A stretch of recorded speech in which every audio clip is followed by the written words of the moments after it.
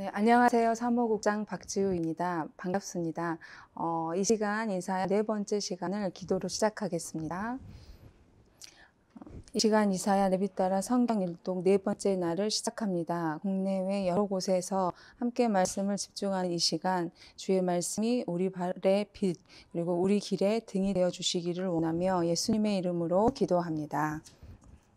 네, 이 시간 이사야서를 내비 따라 함께 읽기를 하고 있죠. 그래서 우리 훈련 받으신 분들은 아실 텐데요. 우리 교재 고야고 극부 국어에서 이사야서가 등장을 합니다. 그래서 우리가 국어를 좀 더 복습을 하고 공부를 하시면서 이렇게 이사야서 내비 따라를 읽으시면 훨씬 좀 수월하시겠죠. 그래서 지금 바로 앞 시간까지 어떤 내용이었는지 제가 짧게 요약을 하고 나서 그 다음 오늘 읽기로 좀 들어가도록 하겠습니다. 먼저 열왕기상하 물고기 그림을 보시면요. 자, 이사야가 서 있는 위치는요, 꼴입니다. 그렇죠? 이사야는요, 꼬리 부분에 있어요. 근데 하나님께서 이사야를 부르실 때는요, 몸통에서 불렀어요. 몸통에서도 꼬리에 가까운 몸통 쪽에서 부르셨는데, 그때가 언제냐면, 자, 지금 북쪽에서 여로보암 2세가 있습니다. 이 여로보암 2세 때 굉장히 나라가 잘 먹고 잘 살았어요. 북이스라엘이. 그때 남방 유다 쪽의 왕이 누구였냐면 그 사람이 바로 우시야 왕이었어요. 근데 그 우시야 왕이 죽어서 나라가 슬픔에 빠져 있을 그때 하나님께서 이사야를 부르시는 이야기, 그 이야기가 이사야서 6장에 기록되고 있었죠. 그래서 이사야는요, 그 우시야가 죽던 해부터 사역을 시작해서 그 다음에 왕 요담 그리고 꼬리 부분 들어가서 아하스, 히스기야, 므낫세 때까지를 활동을 합니다. 그래서 여러분 이사야서의 범위를 좀 잘 정리해 놓으시면 좋을 것 같아요. 그리고 이사야가 활동했을 때 당시 강대국은 아수르였어요. 그래서 이사야서를 읽으시면 이런 아수르에 관한 이야기가 좀 자주 언급되고 있다는 것을 우리가 알 수 있습니다. 다시 성경으로 가서 보시면은요, 우리가 성경 6장에서 하나님께서 그렇게 이사야를 부르시고 7장에 가면 그 아수르를 배경으로 반아수르 연합군인 북이스라엘과 아람과의 어떤 연합을 통해서 유다를 침공하는 이야기가 있죠. 그렇게 계속 8장에도 아수르 이야기가 나오다가 결국 아수르가 10장에서 멸망하게 됩니다. 그 하나님께서 아수르를 들어서 북이스라엘을 멸망시키는데 그 아수르 또한 하나님께서 멸망을 시키시더라는 거죠. 그 이야기가 10장, 우리가 바로 어제 우리가 확인했던 부분이죠. 그래서 여러분 PPT를 다시 보시면 이사야서에서는요, 이와 같이 북이스라엘의 멸망과 그리고 아수르의 멸망을 지금 다루고 있는데, 실제로 우리가 이 부분을 내비를 따라서 읽은 거예요. 그래서 여러분들이 지금 색연필 들고 계시죠? 그래서 빨간색 색연필 심판입니다. 그리고 초록색 색연필 구원이죠. 그래서 두 색연필을 들고 지금 12장까지 읽으셨는데요. 한번 지금까지 색칠한 거 한번 이렇게 보시면요, 이 두 색깔이 어떻습니까? 서로 섞여 있다는 것을 확인할 수 있을 거예요. 그러니까 심판과 구원의 메시지가 12장까지 섞여 있는데 그 중에서 어떤 색깔이 더 좀 강하게 나타납니까? 많습니까? 비중이? 네, 빨간 색깔이 훨씬 비중을 많이 차지하고 있습니다. 자, 이것은 무엇을 의미하냐면, 내비를 보시면은요, 이사야서의 구조에 대해서 설명을 하고 있는 부분이 230페이지입니다. 그래서 230페이지 이사야서의 구조, 자, 우리가 전체 이사야서는요, 1부, 2부, 3부로 나누는데, 자, 우리는 지금 1부를 보고 있죠. 그래서 1부 보시면, 자, 이사야 시대에 관한 말씀들, 그래서 이사야서 1장부터 35장까지가 1부다. 그래서 하살표, 심판의 메시지의 성격, 라고 써져 있습니다. 그러니까 이것은 무엇을 의미합니까? 심판하시나 구원하신다, 이런 패턴이 이게 예언서이기 때문에 그런 패턴으로 나오지만 전체는 심판의 성격이 강하게 나타난다라는 것을 설명하고 있는 부분이거든요. 그래서 이 설명대로 실질적으로 우리가 12장까지 색칠을 해서 보니까 정말 빨간색 색깔의 색연필이 훨씬 더 많이 차지하고 있더라. 심판의 메시지가 35장까지 강하게 나타나고 있음을 여러분들이 짐작할 수 있습니다. 자, 그래서 우리가 내비 232페이지로 가서 보시면, 자, 박스 처리된 부분이 있죠. 그래서 일부, 우리가 1장부터 12장까지 여기까지 읽으신 거예요. 그리고 나면 오늘부터는 13장부터 23장까지를 읽으실 건데 어떤 내용들이 있습니까? 열방들에 관한 예언들이라고 써져 있습니다. 그런데 이 예언들은요, 심판에 관한 메시지예요. 그러니까 무슨 색깔이겠어요? 역시나 오늘도 빨간 색깔 색연필을 들고 여러분들이 이제 읽으셔야 되겠구나, 이렇게 감이 오시죠.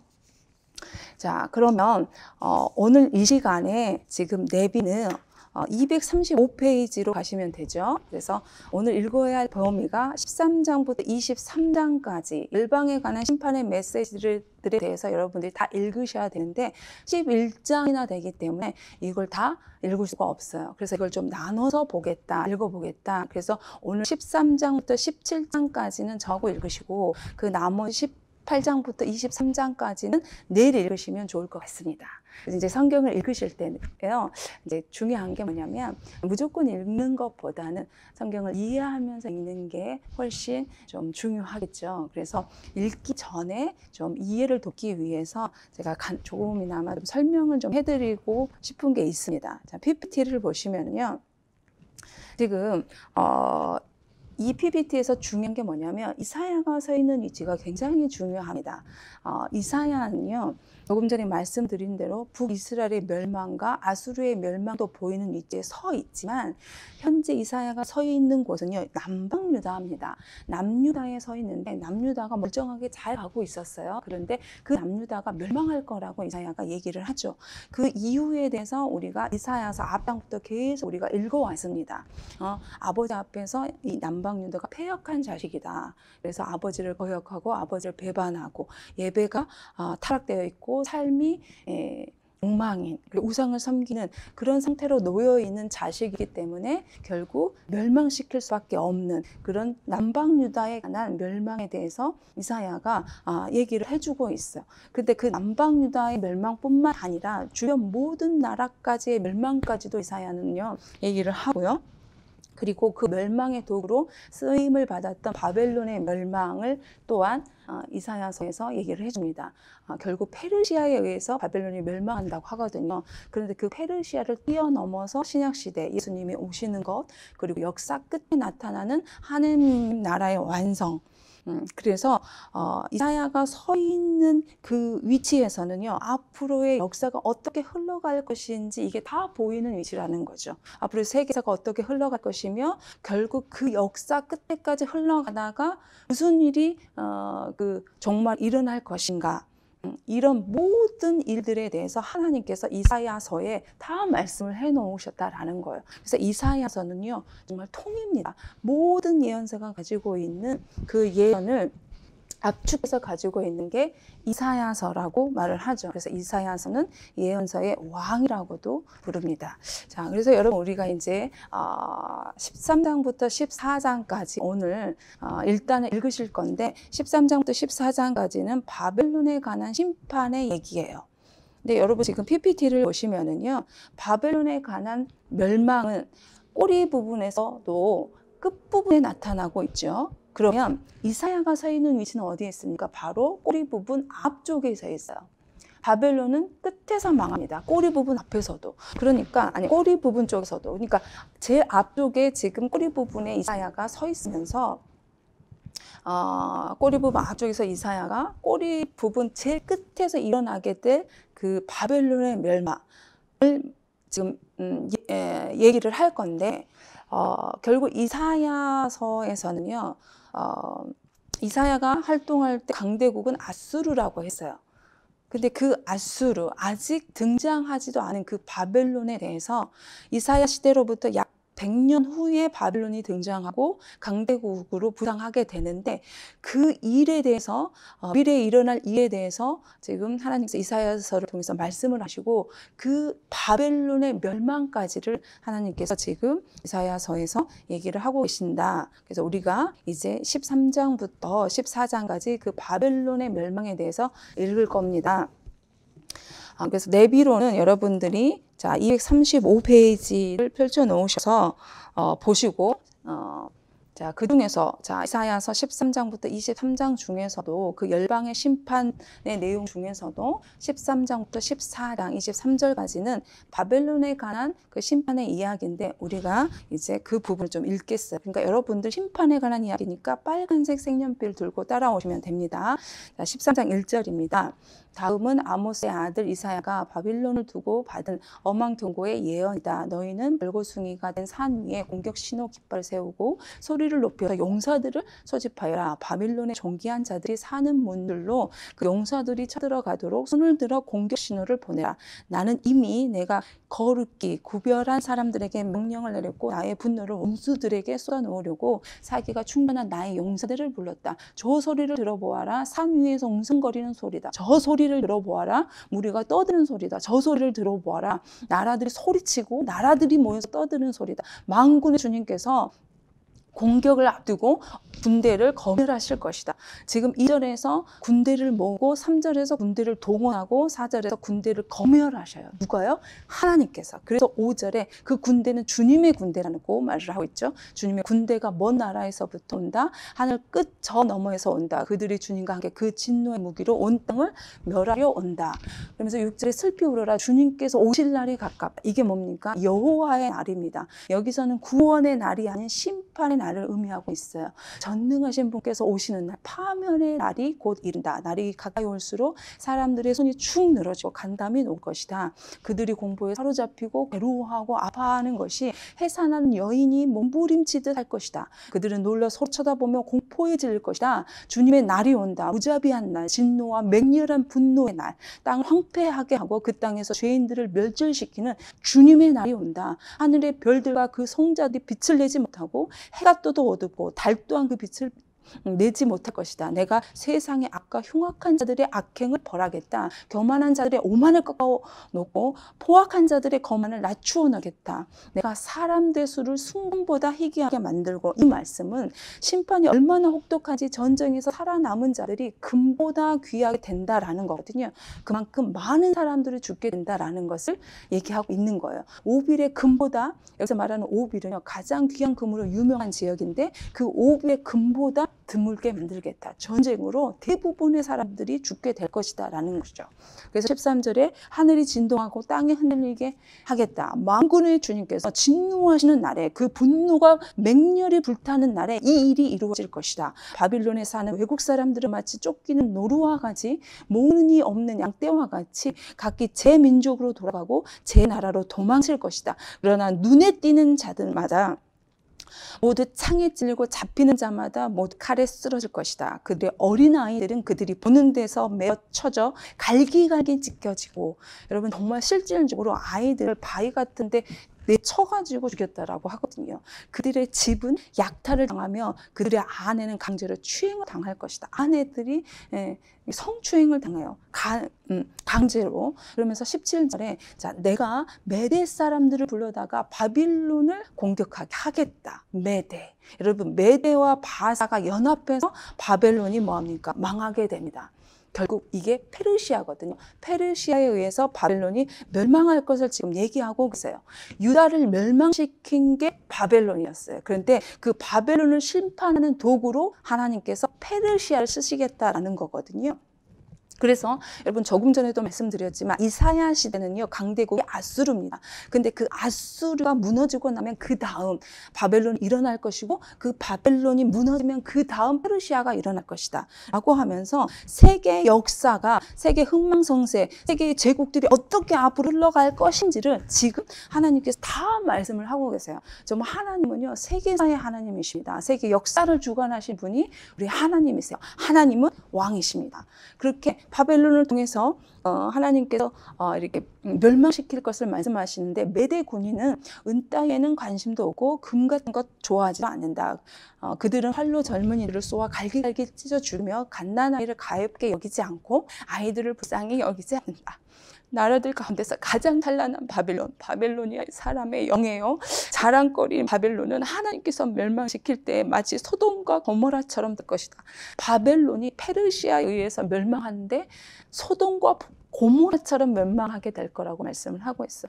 여러분, 음란 그렇게 성적으로 완전히 타락했던, 동성애가 판을 쳤던 그 고동과 그 소돔과 고모라에 하나님께서 유황과 불을 비처럼 내리셔서 완전히 심판하셨거든요. 이와 같이 바벨론도 페르시아에서 하나님께서 심판하시는데 다시는 회복할 수 없는 완전한 심판, 그 파괴를 통해서 파괴에 이르는 그런 심판이 바벨론에게 이를 거라고 말씀을 하고 있습니다. 20절에 그곳에는 영혼적 사람이 살지 못하며 오고 오는 세대에도 사는 사람이 없을 것이다. 또 돌아다니는 아랏 사람도 거기에는 장막을 치지 않으며 목자들도 거기에는 양떼에게 풀을 뜯기지 않을 것이다. 거기에는 다만 짐승들이나 뒹굴며 사람이 살던 지에는 부르짖는 짐승들이 가득하며 타조들이 거기에 깃들이며 사냥들이 그 폐허에서 뛰어놀 것이다. 화려하던 그 궁전에서는 승냥이가 울부짖고 화려하던 승전에서는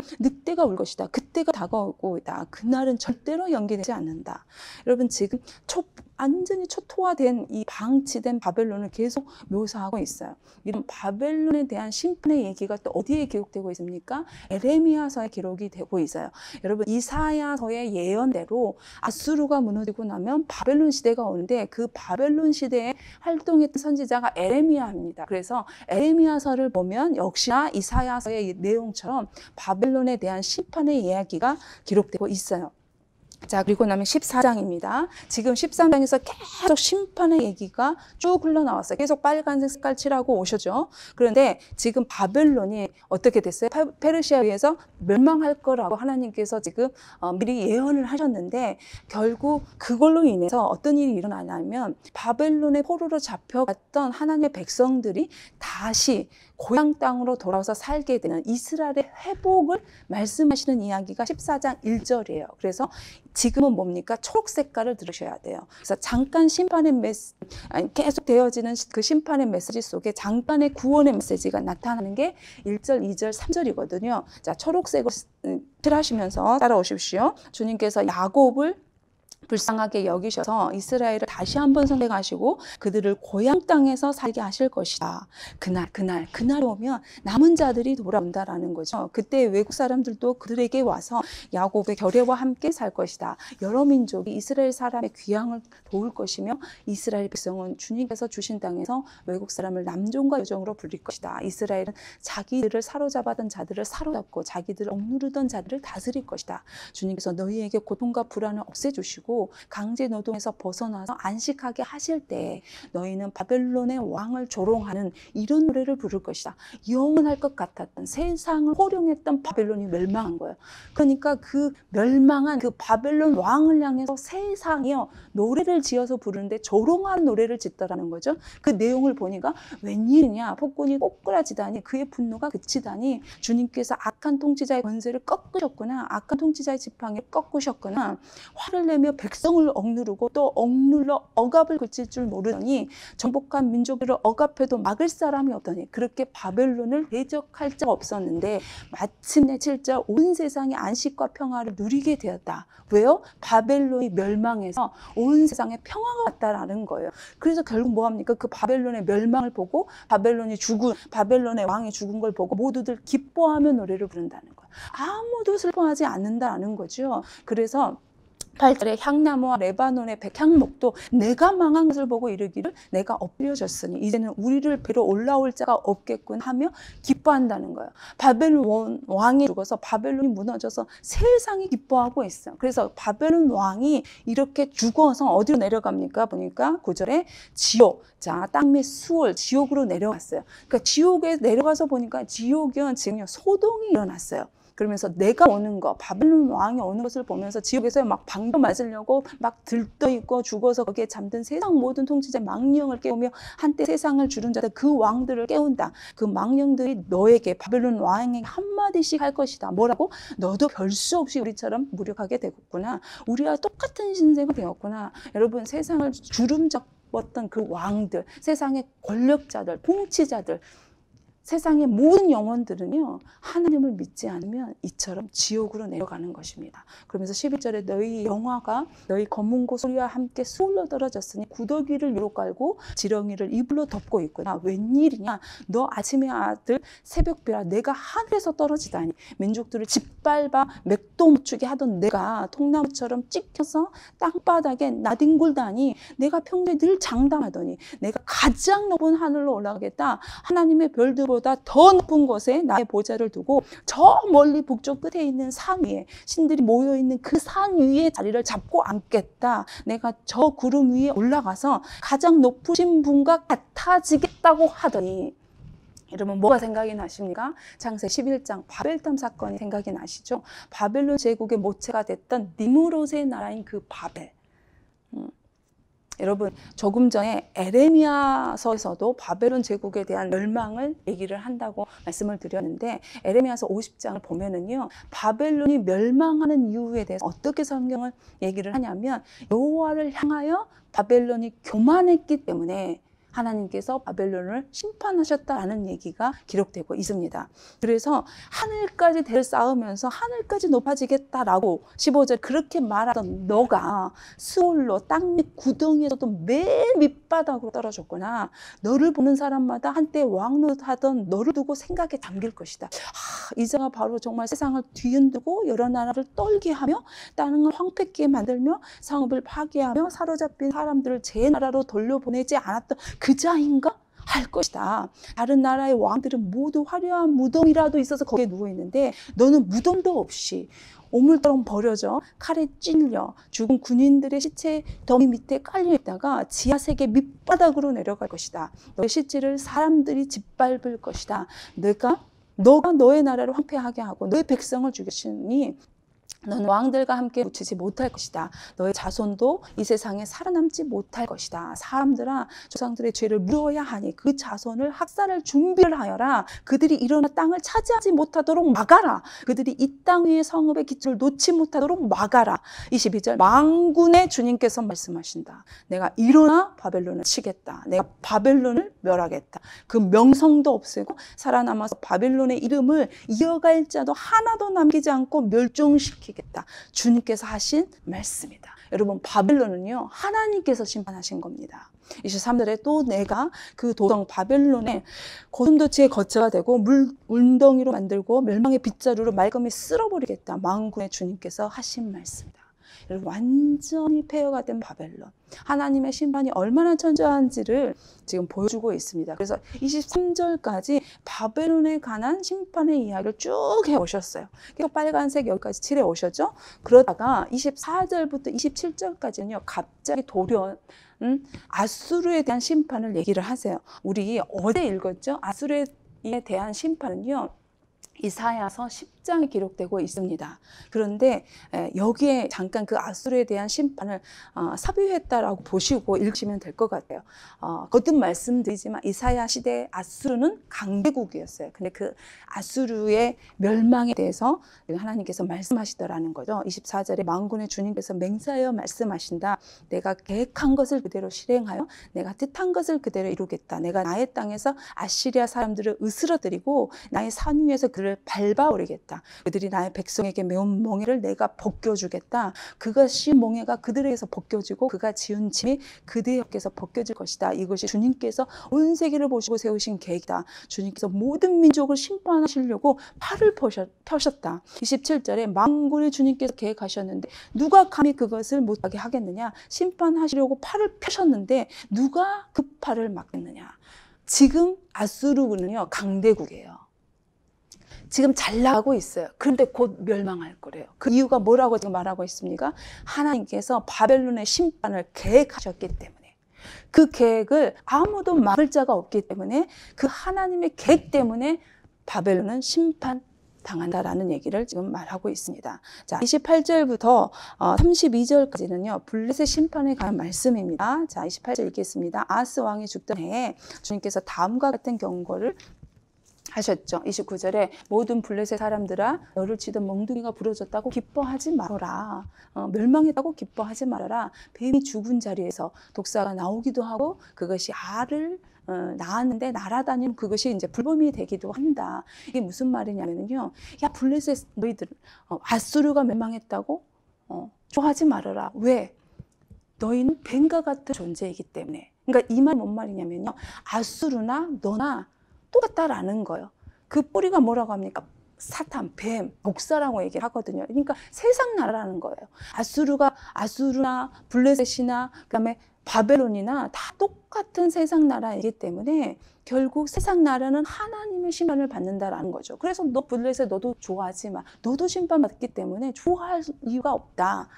똑같다. 는 얘기죠. 그러는데 30절에 뭐 합니까? 그럼 누가 기뻐한다고 말하고 있어요? 나의 땅에서는 가난한 사람들이 배불리 먹고 불쌍한 사람들이 평안히 누워 쉴 것이다. 나의 땅에 있는 하나님의 백성들은요, 세상의 심판이 이들에게는 기쁨이 되다라고 말을 하고 있어요. 그러나 내가 너희 블레셋 사람들을 모조리 굶어 죽게 하고 너희 가운데서 남은 자는 내가 칼에 죽게 하겠다. 성문아 슬피 울어라. 성읍아 울부짖어라. 너 블레셋아 노가 없어져라. 북쪽에서부터 강한 군대가 진군하여 올 것이니 너희 군인 가운데서 그것을 피하여 벗어날 자가 없을 것이다. 32절 블레셋 특사들에게 무엇이라고 답변할 것인가? 주님께서 시온을 세우셨으니 고통당하던 그의 백성이 그리로 피한다고 답변하여라. 자, 15장과 16장은요, 모압에 관한 심판인데요. 모압은 여러분 잘 아시다시피 아브라함의 조카 롯, 그 롯이 큰딸과 동침해서 낳은 아들이 모압입니다. 그러니까 롯의 후손들이죠. 근데 이 모압은요, 이스라엘 늘 대적했습니다. 그 모압에 관한 심판에 대한 이야기가 이제 나옵니다. 자, 1절 보시면 이것은 모압을 두고 내리신 엄한 경고의 말씀이다. 알이 망하는 그 밤에 모압이 망한다.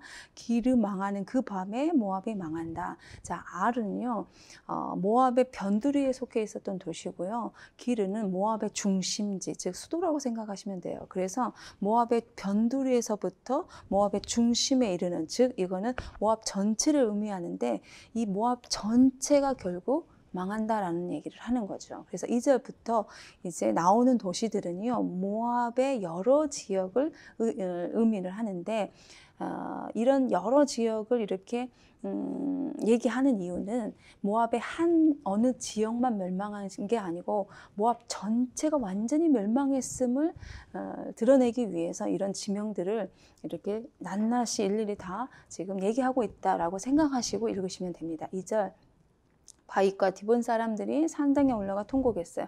모압이 섬긴 그 금모스 신전에서 통곡을 하고 있죠. 모압 사람들이 느보와 베드바의 멸망을 듣고 통곡하고 머리를 밀고 모두 수염을 깎고 그들이 굵은 배로 허리를 동이고 길거리에 나와 앉아 울고 지붕에 올라가 통곡하고 광장에서도 통곡하고 볼에 눈물이 마를 날이 없다. 헤스본과 엘르알렐에서 부르짖는 소리가 저 멀리 야하세까지 들리니 모압의 용사들이 두려워 떨며 넋을 잃는다. 가련한 모압아, 너를 보니 나의 마음이 아프구나. 모압 사람들이 어디까지 도망을 갑니까? 사람들이 저 멀리 소알까지 도망을 가요. 에글라 슬리시아 거기까지 도망을 치고 그들이 슬피 울며 루잇 고개로 오르는 비탈길을 올라가고 호로나임 길에서 소리 높여 통곡을 하니 그들이 이렇게 망하는구나. 자, 6절 니무림 샘물, 여기서 니무림은요 사해 남동쪽에 위치하는 오아시스입니다. 그래서 모압 사람들이 멸망을 피해서 광야에 있는 오아시스까지 갔는데 피난민들이 얼마나 많던지 그 물이 오아시스 물이 뭐였어요? 말랐어요. 그래서 메마른 땅으로 바뀌고 피난민들이 가지고 간 그 가축들로 인해서 풀이 시들고 초목이 모조리 사라지고 푸른 것이라고는 하나도 볼 수가 없는 생명의 희망이 하나도 없는, 그렇죠? 7절에 그러므로 그들이 남겨놓은 것과 쌓아놓은 재물을 가지고 버드나무 겨울을 걷는다. 8절 그 곡하는 소리가 모압 땅 사방에 울려 퍼지고 그 슬피 우는 소리가 에글라임에까지 들리며 그 울부짖는 소리가 부엘 엘림에까지 이른다. 9절 디몬의 물이 피로 변하였다. 내가 또 다른 재앙 하나를 더 내리겠다. 모압에서 도피한 자들과 그 땅에 남은 자들에게 사자를 보내겠다. 멸망을 피해서 도망갔어요, 애들이. 근데 그 도망간 자리에 사자가 기다리고 있어요. 왜요? 그들을 찢으려고. 그러니까 하나님의 심판은요, 피할 수가 없다는 거죠. 피할 길이 없다. 16장 1절에 모압 백성들아, 예루살렘의 통치자에게 너희 어린 양을 조공으로 보내라. 자, 모압은요, 양을 치는데 굉장히 적합한 땅이었습니다. 그래서 그런 양을 예루살렘, 유다에게 조공으로 바치라고 해요. 왜냐하면 유다로 도망칠 수 있도록, 모압 이 피난민들이 그리 도망칠 수 있도록 조공을 바치라는 거예요. 양을 조공으로 바쳐라. 셀라에서 광야를 거쳐 나의 딸 시온산으로 조공을 보내라. 2절 있을 곳이 없어 날아다니는 새처럼 털린 둥지에서 흩어진 새끼 새들처럼 모압의 연인들이 아르논의 나루트에서 헤맨다. 아르논 나루를요, 모압 쪽에서 건너면요, 유다가 나옵니다. 그래서 이 피난민들이 건너서 유다로 가고 싶은데 유다에서 국경을 열어주질 않아요. 받아주질 않아요. 그래서 그 모압의 피난민들이 그 아르논 나루에서 그냥 바글바글 우글우글 모여서 어떻게 할 줄을 모르는, 그렇게 헤매고 있는 상황이라는 거죠. 3절 그들이 유다 백성에게 애원을 합니다. 우리가 어떻게 하여야 할지 말하여 주십시오. 우리를 위하여 중재하여 주십시오. 뜨거운 대낮에 시원한 그늘을 들이우는 나무처럼 우리가 그대의 그늘에 쉴 수 있도록 보호하여 주십시오. 우리는 피난민입니다. 아무도 우리를 해치지 못할 곳에 우리를 숨겨 주십시오. 우리를 좀 받아 주십시오. 우리가 유다로 피할 수 있도록 좀 허락해 주십시오. 그렇게 지금 뭐하고 있어요?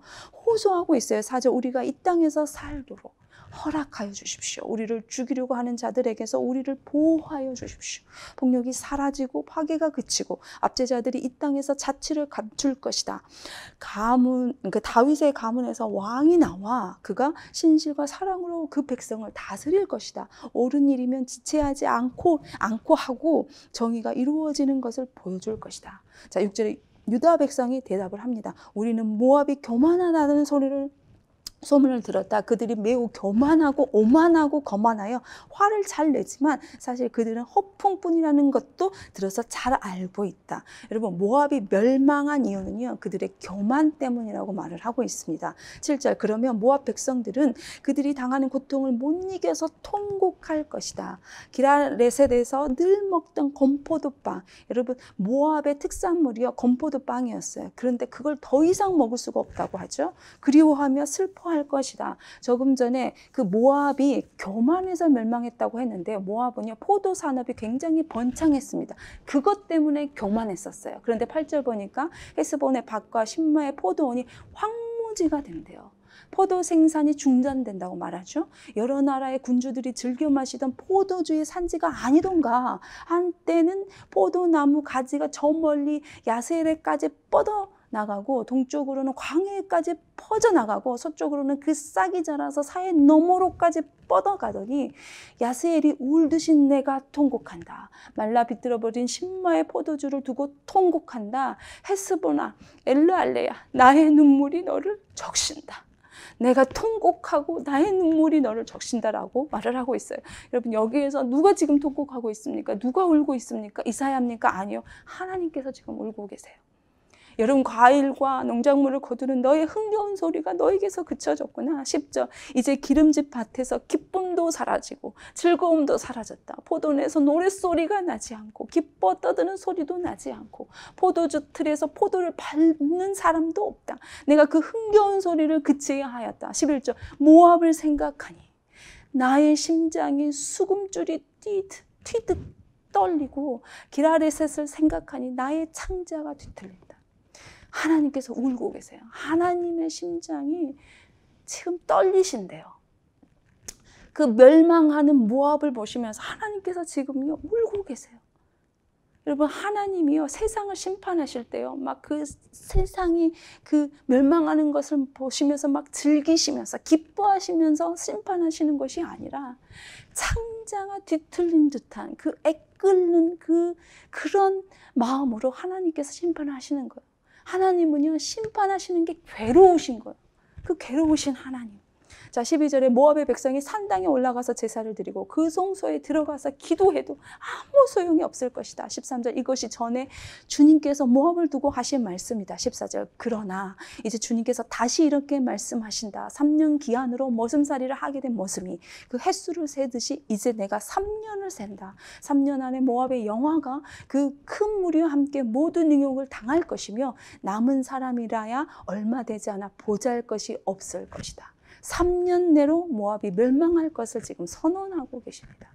네, 17장 에브라임과 다메섹에 관한 심판이 나오는데요. 에브라임은 북이스라엘을 상징하고 다메섹은 아람을 상징합니다. 그러면 북이스라엘과 아람을 왜 이렇게 함께 얘기를 할까? 여러분, 이사야 시대 큰 나라는 아수르라고 했죠. 그렇게 강대국 아수르가 등장하자 주변 국가들이 연합해서 아수르를 저지하려고 해요. 그래서 그렇게 반아수르 연맹체가 생겨나는데 이거에 앞장섰던 나라가 북이스라엘과 아람이었어요.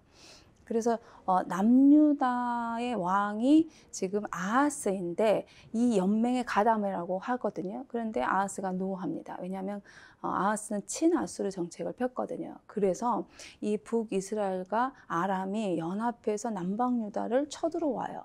그러면 아하스는 누구에게 도움을 청하겠습니까? 아수르에게 도움을 청하죠.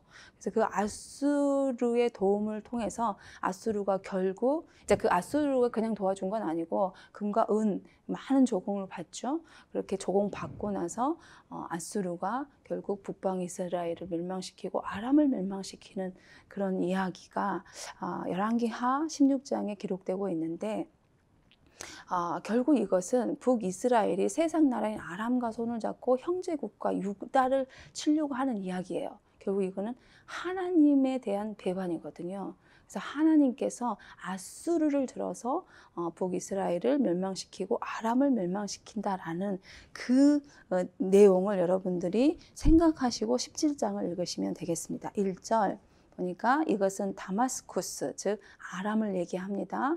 아람의 수도였죠. 다메섹을 두고 하신 엄한 경고의 말씀이다. 다마스쿠스는 성읍축에도 들지 못하고 허물어진 무더기가 될 것이다. 2절 또한 아로엘의 성읍들이 황무지가 될 것이다. 그 성읍들은 양떼의 차지가 되며 양떼가 누워도 그들을 놀라게 할 자가 하나도 없다. 양떼를 쫓을 자가 없다는 거예요. 왜요? 멸망해서요. 사람들이 다 죽었기 때문에 쫓을 자가 없는 거예요. 철저한 파괴를 지금 말하고 있습니다. 3절 에브라임, 북이스라엘이죠. 무방비 상태가 되고 다마스쿠스, 아람이죠. 아람은 주권을 잃을 것이다. 이스라엘 자손에게서 영광이 사라지듯이 시리아, 즉 아람의 남은 백성도 수치를 당할 것이다. 만군의 주님께서 하신 말씀이다. 4절 그날이 오면 야곱의 영화가 시들고 건강하던 몸이 야일 것이다. 이스라엘이 그 영광을 상실했어요. 5절에 그들은 곡식을 거두고 난 텅 빈 들처럼 될 것이다. 곡식을 거두는 자가 곡식을 다 거두어 버린 그 들판처럼 사람들이 이삭을 다 죽고 내버린 그 들판, 이삭을 다 죽고 난 느바임의 들판처럼 될 것이다. 6절 그들은 열매를 따고 난 올리브 나무처럼 될 것이다. 마치 올리브 나무를 흔들 때 가장 높은 가지에 있는 두세 개의 열매나 무성한 나무 가장 먼 가지의 나무 4-5개 의 열매와 같이 두세 개의 열매, 4-5개의 열매, 극소수의 열매, 즉 극소수의 남은 자가 있는 거예요. 나머지는 다 뭐한다? 멸망이라는 거죠. 이렇게 심판 속에서도 지금 구원, 희망을 말씀하고 계시죠. 주 이스라엘의 하나님께서 하신 말씀이다. 7절 그날이 오면 사람들은 자기들을 지으신 분에게 눈길을 돌리고 이스라엘의 거룩하신 분을 바라볼 것이다. 8절 자기들의 손으로 만든 제단을 거들떠 보지도 않고 자기들의 손으로 만든 아세라 상들과 태양 신상은 생각도 하지 않을 것이다. 9절 그날이 오면 그 견고한 성읍들이 폐허가 될 것이다. 마치 이스라엘 자손 앞에서 도망친 휘이족과 아모리족의 성읍들처럼 황폐하게 될 것이다. 이스라엘아 내가 하나님 너의 구원자를 잊어버리고 내가 피할 견고한 반석을 기억하지 않고 이방신을 섬기려고 이방의 묘목으로 신성한 동산을 만들었구나.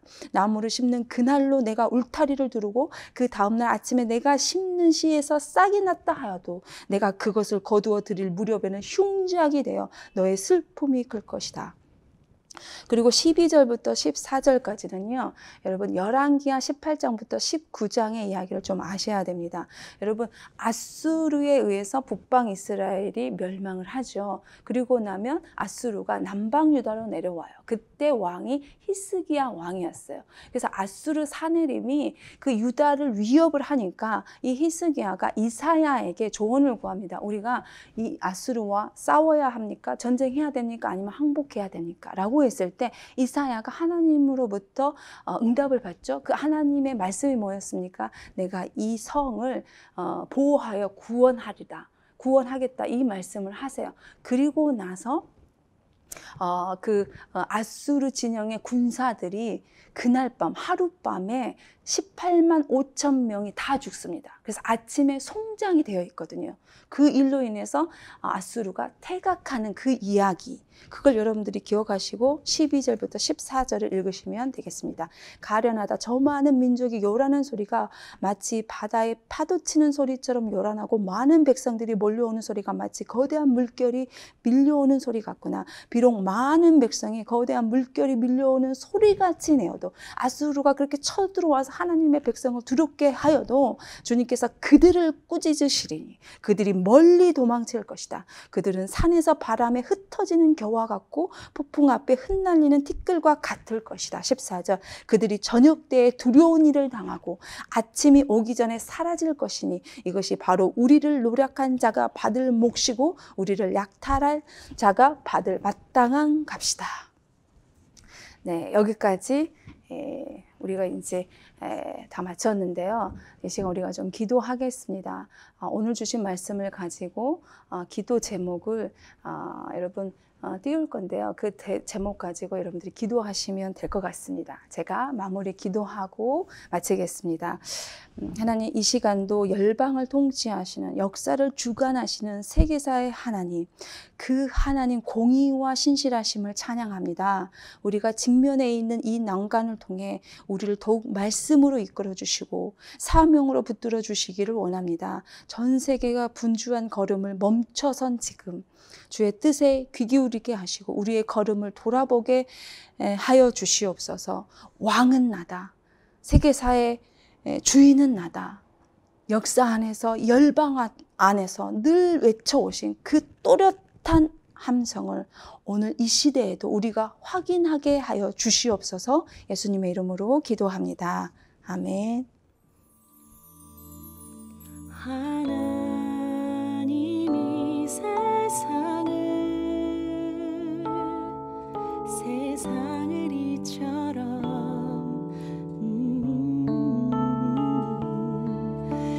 이처럼 사랑하사 독생자를 주